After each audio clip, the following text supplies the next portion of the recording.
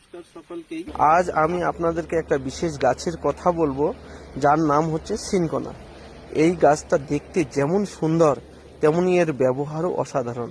আপনারা কি জানেন সিনকোনা গাছের বাকল থেকেই তৈরি হয় কুইনিন, যা এক সময় ম্যালেরিয়া রোগের প্রধান ওষুধ ছিল।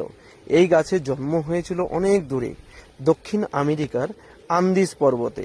ব্রিটিশ আমলে দার্জিলিং, কালিম্পং আর মংপু এলাকায় এর চাষ শুরু হয়, যা এখন আমি দার্জিলিং এর শিটং রাস্তায় দাঁড়িয়ে আছি। আজও সেই জায়গাগুলোতে বিশাল সিনকোনা বাগান দেখা যায়, যা আপনারা দেখতে পাচ্ছেন।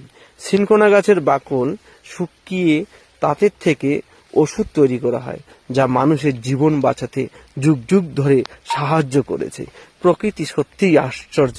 এই গাছ আমাদের শেখায় শক্তি আর জীবন বাঁচানোর উপায়।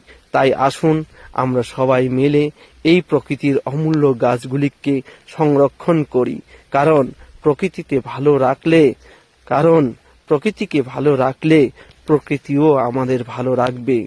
ধন্যবাদ সকলকেই।